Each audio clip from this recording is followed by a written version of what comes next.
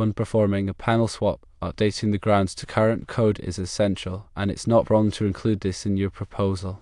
Proper grounding is a critical safety measure, protecting against electrical shocks and fires by providing a safe path for electricity to flow back to the ground.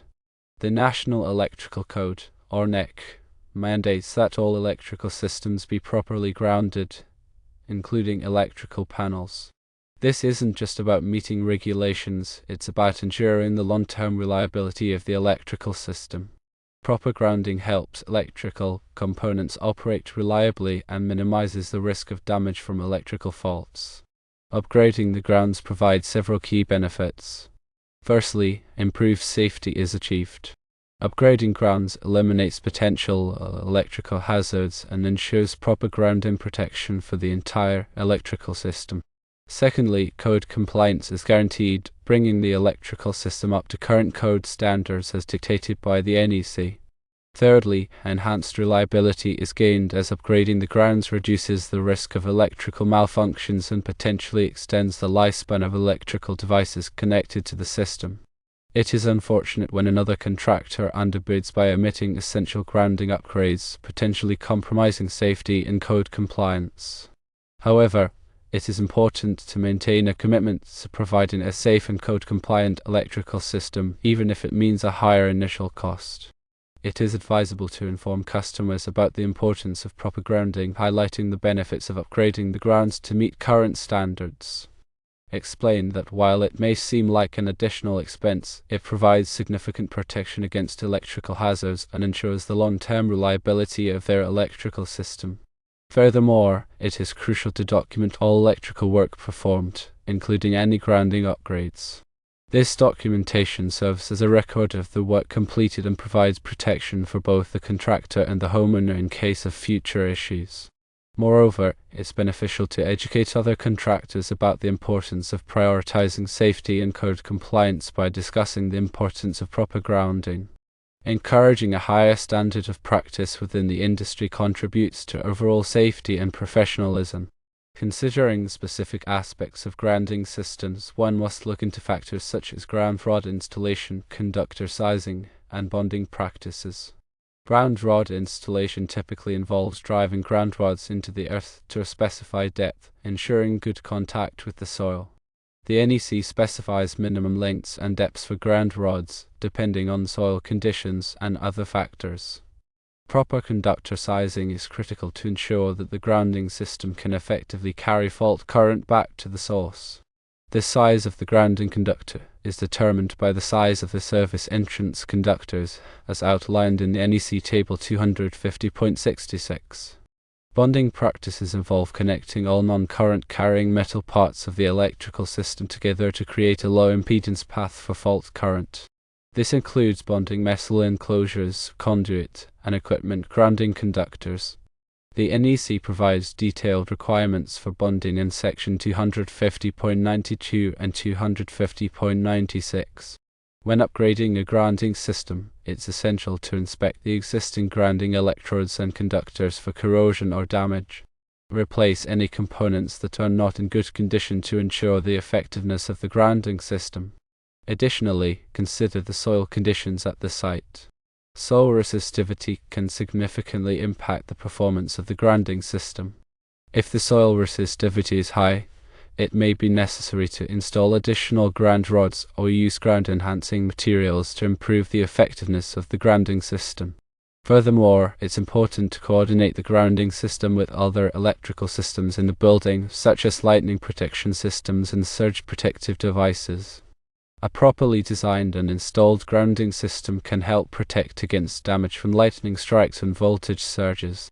Consider the location too, as for example, New Jersey has specific code requirements that may differ from other states. Local amendments to the NEC can affect grounding requirements, so it's important to be aware of any local regulations that apply to the project. When explaining the importance of grounding to customers, use clear and concise language that they can easily understand. Avoid technical jargon and focus on the benefits of proper grounding in terms of safety and reliability. For example, explain that a properly grounded electrical system can help protect their family from electrical shocks and prevent electrical fires. Also, emphasize that a grounding system that meets code requirements ensures that their electrical system is safe and reliable. In addition to ground rods, other types of grounding electrodes may be used, such as ground plates and underground metallic water pipes. Each type of grounding electrode has its own advantages and disadvantages, and the best choice will depend on the specific site conditions.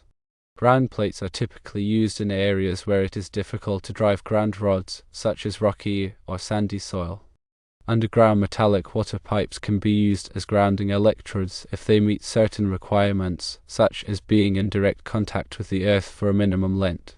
When using a metallic water pipe as a grounding electrode, it's important to bond the water pipe to the electrical system at the point where it enters the building. This helps to ensure that the water pipe is at the same electrical potential as the rest of the grounding system. Moreover, it's essential to use approved connectors and fittings when making grounding connections. These connectors are designed to provide a reliable and low-resistance connection between grounding conductors and electrodes.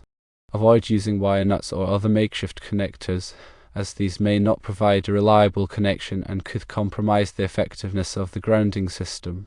Furthermore, it's important to protect grounding conductors from physical damage. Grounding conductors should be installed in conduit or otherwise protected from abrasion, impact, or other potential sources of damage.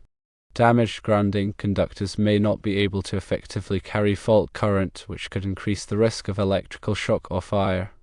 Additionally, consider the potential for corrosion when selecting grounding materials. Copper grounding conductors are commonly used because they are highly conductive and resistant to corrosion. However, in some environments, copper may corrode over time, especially in contact with dissimilar metals. In these cases, it may be necessary to use corrosion-resistant grounding materials such as stainless steel or galvanized steel. It is also important to periodically inspect the grounding system to ensure that it is still in good condition. Grounding connections can loosen over time due to vibration or thermal expansion and contraction. Loose grounding connections can increase the resistance of the grounding system, which could compromise its effectiveness. Check grounding connections regularly and tighten any loose connections to maintain a low resistance path to ground. Moreover, consider the impact of electromagnetic interference, or EMI, on the grounding system. EMI can cause unwanted currents to flow in the grounding system, which could interfere with the operation of sensitive electronic equipment. To minimize the impact of EMI, it may be necessary to use shielded grounding conductors or install filters in the grounding system. Remember to always follow the manufacturer's instructions when installing grounding equipment. The manufacturer's instructions provide important information about the proper installation and operation of the equipment. Failure to follow the manufacturer's instructions could void the warranty and could also create a safety hazard. Furthermore, it's crucial to use appropriate personal protective equipment, or PPE, when working on electrical systems. PPE includes items such as safety glasses, gloves, and insulated tools. Always wear appropriate PPE to protect yourself from electrical shock and other hazards. When working on grounding systems, it's important to be aware of the potential for step potential and touch potential. Step potential is the voltage difference between 2 points on the ground that are a step apart. Touch potential is the voltage difference between a grounded object and a point on the ground that is within reach. Both step potential and touch potential can be hazardous, especially in areas where the ground is wet or conductive. To minimize the risk of step potential and touch potential, it may be necessary to use ground mats or other insulating materials. Also, it's important to maintain a safe distance from grounded objects when working on electrical systems. When performing grounding upgrades, it's important to verify the effectiveness of the grounding system after the work is completed. This can be done by measuring the ground resistance using a ground resistance tester. The ground resistance should be below a certain value, as specified by the NEC and other applicable standards. If the ground resistance is too high, it may be necessary to install additional grounding electrodes or take other measures to improve the effectiveness of the grounding system. In addition to the NEC, other standards and regulations may apply to grounding systems, such as those issued by the Institute of Electrical and Electronics Engineers, or IEE, and the Occupational Safety and Health Administration, or OSHA. It's important to be familiar with all applicable standards and regulations to ensure that the grounding system meets all requirements. Remember that grounding is a critical aspect of electrical safety, and it's essential to take it seriously. By following the proper procedures and using the right equipment, one can ensure that the electrical system is properly grounded and that the risk of electrical shock and fire is minimized. Finally, continuous education is key to staying up to date on the latest grounding techniques and technologies. Attend industry training courses and seminars to learn about new developments in the field and to improve your skills and knowledge. It is also advisable to join professional organizations and participate in industry events to network with other professionals and share best practices.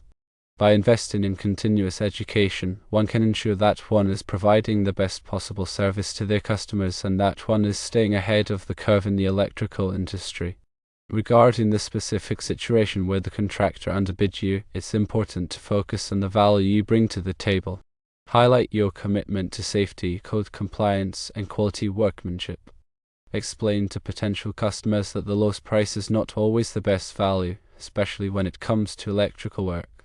Emphasize that a properly installed and grounded electrical system is an investment in their safety and the long-term reliability of their property. While it can be frustrating to lose a bid to a lower price, it's important to maintain your integrity and stick to your principles. By prioritizing safety and quality, you will build a reputation for excellence that will attract customers who value those qualities. In the long run, it's better to be known for doing the job right than for cutting corners to win a bid.